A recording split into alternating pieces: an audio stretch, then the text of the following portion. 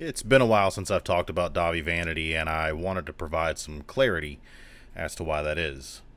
I made 3 videos related to Dahvie Vanity allegations, the first of which was just me reading bits and pieces of 2 articles that had collected statements of alleged victims of Dahvie. I skipped a good portion of them because they were hard enough to read silently, but reading them aloud just didn't set right. Especially the more violent allegations suggesting that hair had been ripped out and mouths were left bleeding.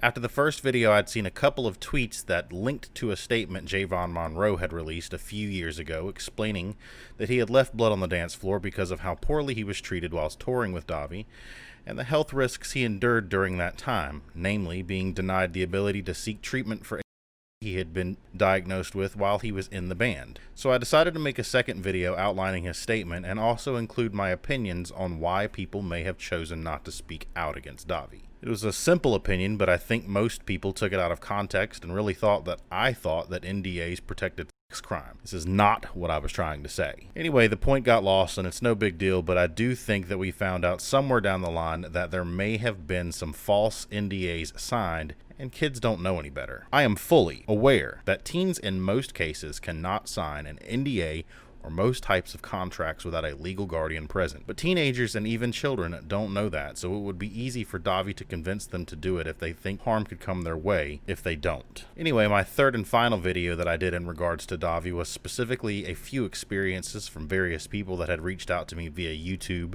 Instagram, Twitter, and so on and so forth. I told myself that if I received more information, I would keep going. But then I started to get the occasional comment attempting to call me out for exploiting victims for my own personal gain, like subscribers, follows, likes, comments, so on and so forth, and that was incredibly discouraging.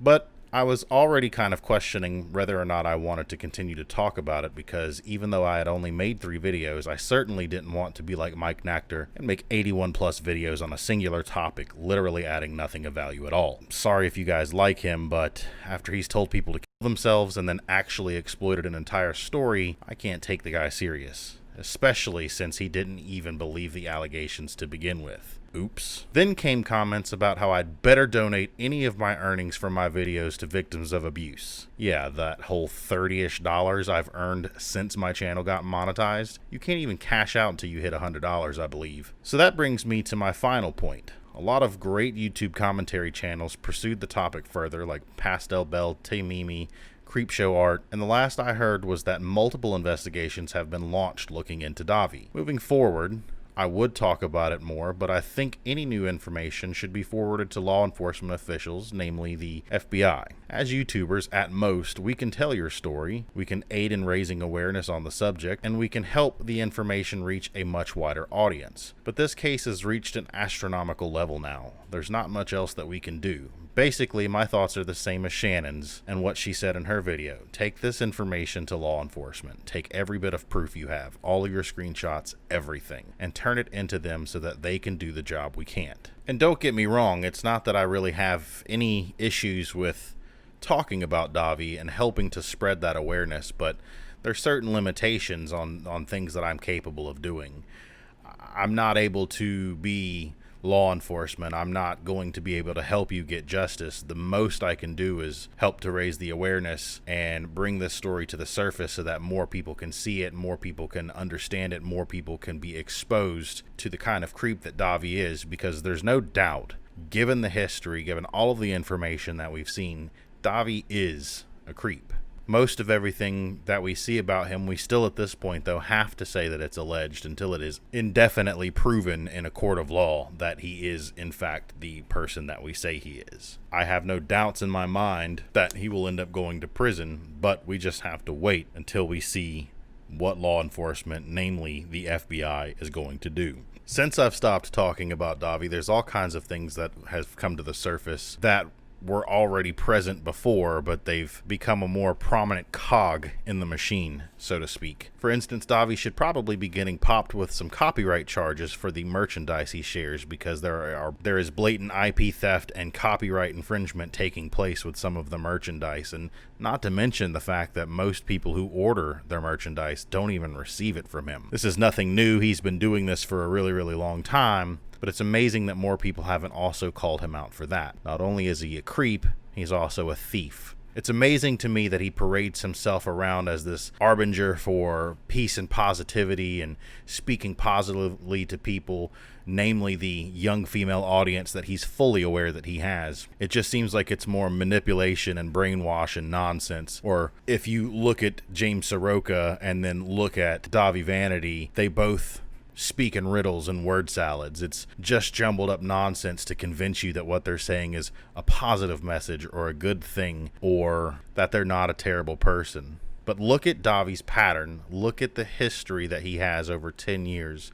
Look at all of the cases that have come forward between the Chris Hansen interviews and the Pastel Bell interviews. There is an established pattern here. Most of these stories are identical. Most of these stories are almost one-to-one.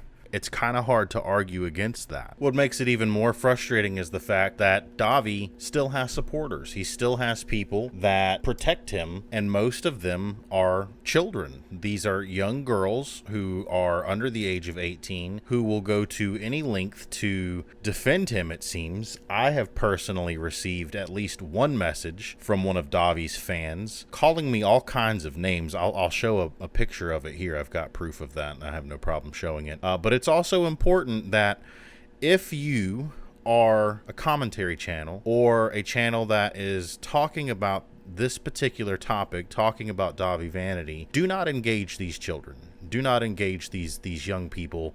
Do not retaliate. I'm 100% against that. You can get yourself into a metric crap ton of trouble by even engaging in any kind of retaliatory conversation. I don't even know if that's a word.